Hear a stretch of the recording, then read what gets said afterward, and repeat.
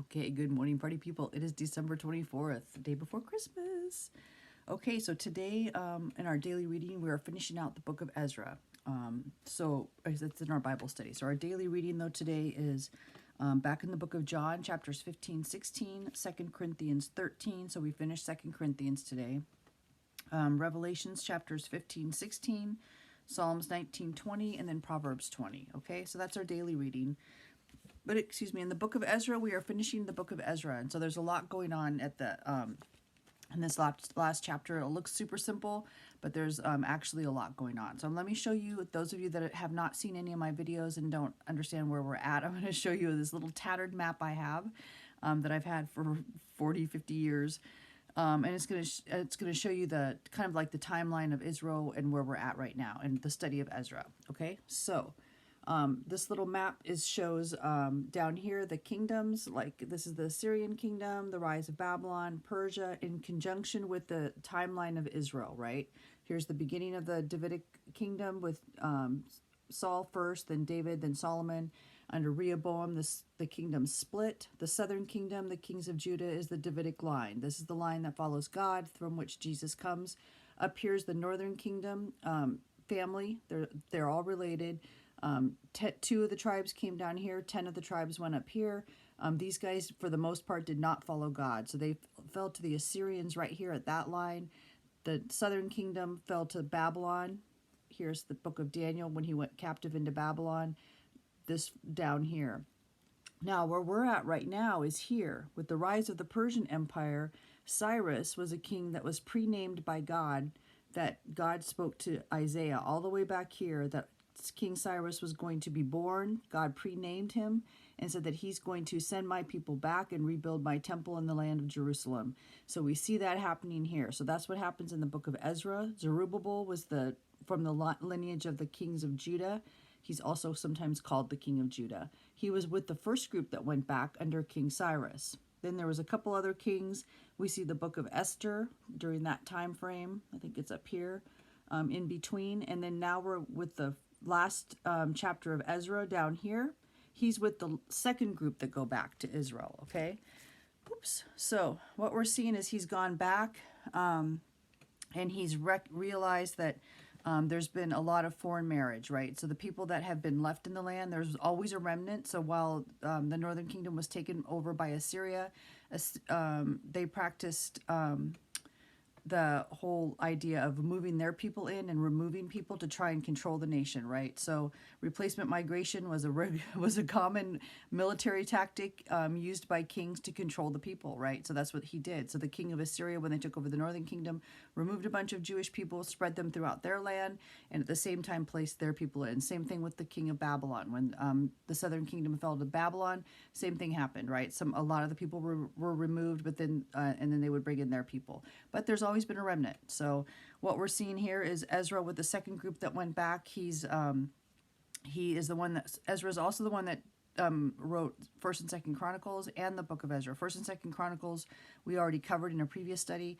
The whole point of First and Second Chronicles was to address the people going back to Jerusalem, to encourage them to build, right? It tells the story of their history and the story that he purposely wrote. The reason he gathered it all together was because it showed how they began and what caused them to fall.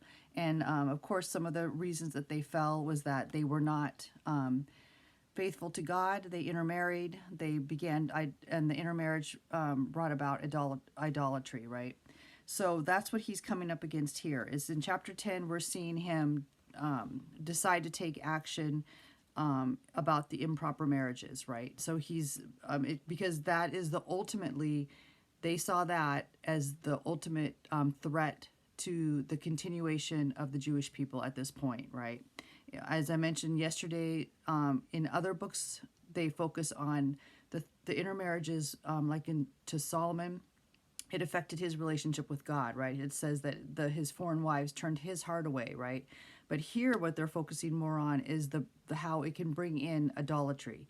And ultimately, that will bring about the fall of the kingdom again, which is why they fell in the first place. So he's trying to attack it at its source. He's trying to remove the source of where the idolatry would come in, which is in the homes, through foreign marriages, whether it's a woman marrying a man or a man marrying a woman. It's usually men marrying foreign wives and stopping it at its source. So I'm just going to go ahead and start with chapter 10. Chapter 10, verse 1. Now while Ezra was praying, and while he was confessing, weeping, and bowing down before the house of God, a very large assembly of men, women, and children gathered to him from Israel. For the people wept very bitterly. And Shechaniah, the son of Jehiel, one of the sons of Elam, spoke up and said to Ezra, we have trespassed against our God and have taken pagan wives from the peoples of the land. Yet now there is hope in Israel in spite of this. Now, therefore, let us make a covenant with our God to put away all of these wives and those who have been born to them, according to the advice of my master and of those who tremble at the commandment of our God. And let it be done according to the law. Arise, for this matter is your responsibility. We also are with you. Be of good courage and do it. So that's awesome. So what you see here is one of the young men. This was a young man, not an older person, who has come to Ezra and sees him praying and weeping and fasting on behalf of the nation, right? And what's interesting, there's some interesting things to say here. So remember, by them marrying foreign wives, that's adultery to God, right? God has betrothed this nation to himself. So there's a lot of symbolism here. Them marrying foreign gods is a way of showing that they have stepped away from God, right? Spiritually as well as physically. So there's a lot of symbolism going on here because, we are God's holy people. We consider ourselves to be God's holy people now. That comes from here, right? This is our root. And what's interesting too, it says, we have taken pagan wives from the peoples of the land. So of the land, they're saying specifically there. They're not saying of the lands like all over the world, specifically where they were at. He's confessing, and he's admitting that they've trespassed against God. Now, what's interesting is you do see that there have been way in the past. It has been accepted to marry. It's been a common practice to marry outside of the Jewish group. But the thing is they have to accept the religion, right? They have to accept Judaism. If that happens, that is not addressed here. So the wives that have accepted Judaism and have children with them, those are not the ones that he's addressing here. He's addressing the ones that have been, that have married foreign wives, but the foreign wives have not joined in with their husband with the faith of Judaism, right? Because there is a tradition within the culture to allow people to come in and to even allow them to worship up at a certain genealogy level, like third generation or something like that, if they marry from other areas.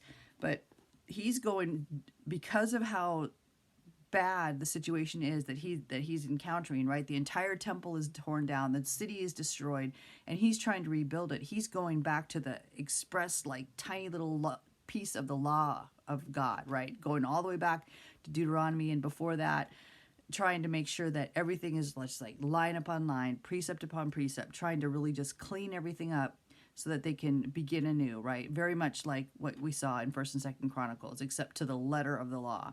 And he's trying to root out what he sees at this point, the very root source of the problem, which is the idolatries coming in through the intermarriages, right? And those people not accepting the Judaism. So what's great is you see this young man says to him, arise, get up, do it. That's why you are here, do it. We are with you. So that's awesome. And also what's interesting is this boy that does this, his father is mentioned as one of the ones that has a foreign wife. So it's kind of interesting. Then Ezra arose, and this is verse 5. Then Ezra arose and made the leaders of the priests, the Levites, and all Israel swear an oath that they would do according to this word. So they swore an oath. Then Ezra arose up from the house of God and went into the chamber of Jehohanan, the son of Eliashib. And when he came there, he ate no bread and drank no water, for he mourned because of the guilt of those from the captivity. And they issued a proclamation throughout Judah and Jerusalem to all the descendants of the captivity that they must gather at Jerusalem, that whoever would not come within 3 days, according to the instructions of the leaders and the elders, all his property would be confiscated, and he himself would be separated from the assembly of those in the captivity. So I'm about out of time. I'm going to do one more quick video, and then we will be done with Ezra. All right, so hold tight, read your Bible. Jesus is coming. Peace.